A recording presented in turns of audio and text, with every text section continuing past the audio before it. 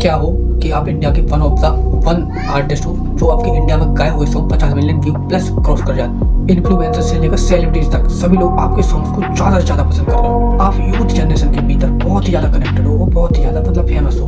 तभी आपकी ज़िंदगी में अचानक से कुछ ऐसा हो वो आपकी पूरी लाइफ को हिला डाले और आपको अपनी ऑडियंस की तरफ से हेट मिलने लगे। बहुत ही ज़्यादा वो लोग आप पर क्रोध करने लगे और आपकी वीडियो बहुत ज़्यादा गलत कमेंट करने लगे। और जो आपकी रियल पब्लिक थी, जो आपको बहुत ज़्यादा सपोर्ट करती थी, वो आपके घर के बाहर आके आपके घर के तोड़ मोड़ करे, पत्थर वगैरह वगैरह फेंके, तो कैसा फील होगा। ये एक स्टोरी है एक छोटे से गाँव से निकले हुए एक गरीब से किसान के बेटे की, जिनका नाम हर एक बच्चे की जुबान, बुजुर्ग सभी की जुबान पर आता है। वह नाम है सुमित गोस्वामी।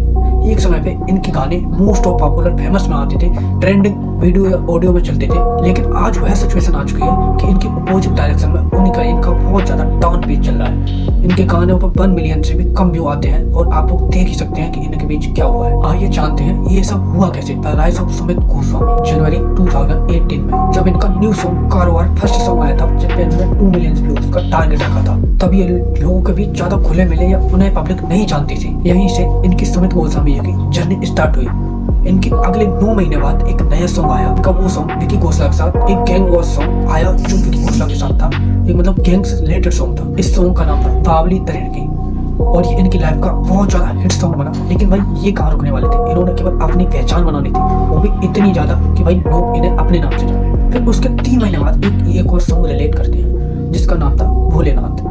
इन्होंने लोगों के प्रति उस गाने से इतनी पहचान बनाई कि ये लोगों के बीच अपने नाम से जाने जाने लगे। इस सॉन्ग के थ्रू ही सुमित गोस्वामी का करियर की लाइफ स्टाइल स्टार्ट होती है, जिसको इनका करियर पूरा चेंज कर दिया इस सॉन्ग ने। ये मीडिया पे इतना छाया, लोगों के प्रति इतना छाया, इतनी पॉपुलरिटी, मिलियन ऑफ सब्सक्राइबर मिले कि अलग ही लेवल का था। फिर इनके बहुत ज्यादा सॉन्ग आए जैसे जानकी, नूरा, बहुत ज्यादा न्यू सॉन्ग आए। इन्होंने सक्सेस हासिल कर ली और लाखों मिलियन व्यू इनकी वीडियो पर डालते ही आते थे।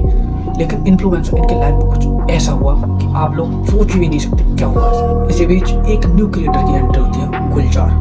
आप लोग जानते होंगे उनके गाने बहुत ज्यादा ट्रेंडिंग में चले और बहुत ज्यादा फेमस हुए। इनकी सुमित गोस्वामी जी की और गुलजार जी की आपस में बहस करने लगे लोग कि ये बेस्ट है, ये बेस्ट। अब स्टार्ट होती है सुमित गोस्वामी जी की रियल जर्नी।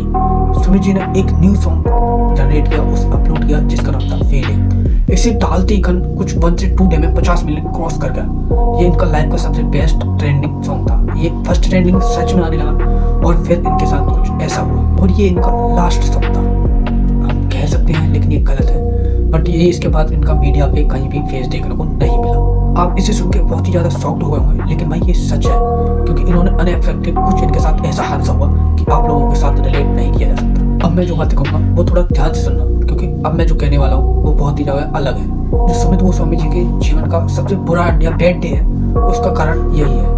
अब अमन मैसला एक बिजनेसमैन और एक मिडिल क्लास फैमिली से बिलोंग करते थे। इन्होंने बिजनेस किया और बहुत ज्यादा ग्रोथ किया अपनी लाइफ में और ये सुमित गोस्वामी जी के पार्टनर या फ्रेंड जो भी थे वो रहे। लेकिन वही बहुत ज्यादा होता है गलत।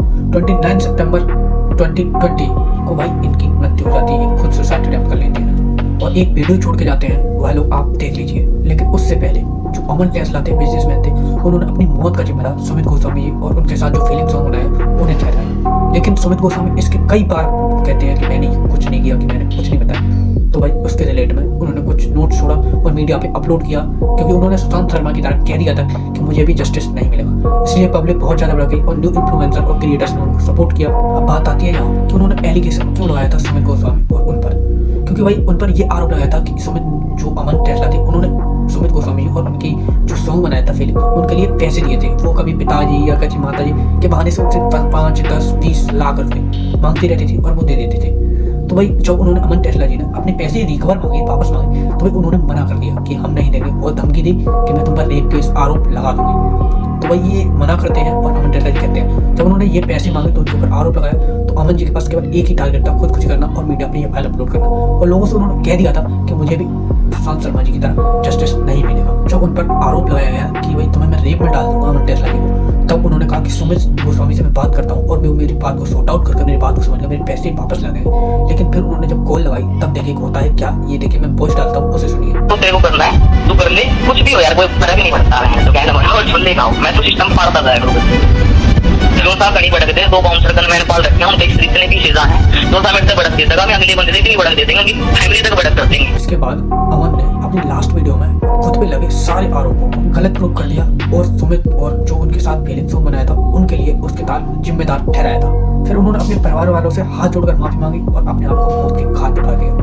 फिर उसके बाद जैसे ही ऐसी वीडियो तो बहुत जल्दी वायरल होती, तो जैसे ही वीडियो वायरल हुई पुलिस ने इस केस पर कस्टडी की और तुरंत ही जिसमें गया। और मैंने पहले भी बताया था कि जैसे ही सुशांत शर्मा की तरह जस्टिस नहीं मिला वैसे ही इन्होंने भी कहा था कि मुझे भी जस्टिस नहीं मिलेगा, तो मीडिया में यूट्यूबर क्रिएटर्स ने सभी ने सपोर्ट किया और कि हम उनसे मिलने जाएंगे कि अमन टेस्ला जी से कहिए। तो भाई इन्हें जस्टिस की मांग की गई। इसी बीच नेहा जंडवाल को और सुमित गोस्वामी को कस्टडी में लिया गया और उनसे कुछ बहुत ज़्यादा मेंटली सवाल पूछे गए, जिससे कि वहाँ प्रूफ हुआ कि भाई उन्होंने अपने आप को सुमित गोस्वामी ने प्रूव कराया कि भाई मैंने ऐसा कुछ नहीं किया, कि पैसे नहीं मारे, कि एलिगेशन नहीं लगाया। तो भाई ऐसा नहीं होता और गलत होता है या सही होता है वो तो भाई पुलिस और मीडिया ही तय करेगी।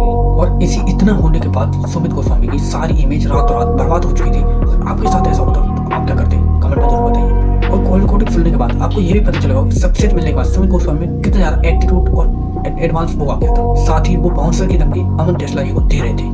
इससे साफ इनकार होता है और इनकी जो पब्लिक थी, जो रियल ऑडियंस थी, जो इनसे प्यार करती, वही पब्लिक ईद घुमा और इनसे बहुत ज्यादा हेट करने लगी। ये सुमित के घर की कुछ बाहर की इमेज है। उसके बाद ट्विटर, फेसबुक, इंस्टा पे ये देखे जाने लगे और जस्टिस फॉर अमन टेस्ला। इस बीच भाई लोगों ने सुमित गोस्वामी के पुराने सॉन्ग को देखा और उन पे डिसलाइक करना स्टार्ट कर दिया, क्योंकि भाई गलत तो गलत है, सही तो सही था। ये तो पब्लिक जानती है कि कौन गलत था कौन सही था। भाई किसी से पैसे लिए उनके पैसे वापस करो, नॉट जस्टिस। भाई किसी के साथ गलत करोगे तो तुम्हारे साथ भी गलत ही हुआ। और ये बात मैं अपने लिए नहीं कह रहा हूँ, लोग, मीडिया, पब्लिक, ये सब बात सभी लोग कह रहे हैं, क्योंकि बहुत कभी काफी दिनों से अभी सुमित गोस्वामी जी का वीडियो नहीं आया है। फिर उन्होंने कुछ वीडियो स्टार्ट किया और कुछ टिकटॉकर छपरियों के साथ वीडियो बनाते हुए पाए गए। इस वीडियो के माध्यम से आप लोग समझ सकते हैं कि थाराभाई जोगिंदर और कुछ छपरी टिकटॉकर्स के साथ, क्योंकि भाई इतने बड़े क्रिएटर या इतने बड़े इन्फ्लुएंसर भाई छोटे छोटे छपरियों की तरह भाई वीडियो बना रहे हैं। ये बात आप उनसे खुद से रिलेट कर सकते हैं कि कैसा किया हुआ उन्होंने। और इसी बीच सुमित गोस्वामी ने अपने एक्सक्यूज दिया कि मैं भाई गलत हूँ, कि मैंने कुछ गलत नहीं किया, कि ये वो, लेकिन इनके पास कोई प्रूफ नहीं था, इसलिए सारे एलिगेशन सुमित के खिलाफ थे। फिर काफी दिनों तक उनके सॉन्ग नहीं आए और जो भी सॉन्ग आए थे वो भाई ना हरियाणा में थे, कहीं न्यू थे, जो न्यू जनरेशन देखती है। पर उनके बाद उनकी पब्लिक उनसे हट गई और उनसे मन हट गया, क्योंकि जो ऑडियंस थी वो हरियाणा लेजेंड्स उनकी जो सॉन्ग पे थी वो आई थी। और आप इस वीडियो में जो पार्ट अच्छा हो जरूर बताना, वीडियो को लाइक, चैनल सब्सक्राइब कर देना और ऐसी न्यूज़ वीडियो देखने के लिए हमारे चैनल को सब्सक्राइब करें और चैनल में बने रहें, क्योंकि भाई आपके द्वारा मेरा भला होता है और भाई लोगों के लिए आप लोगों की जरूरत है।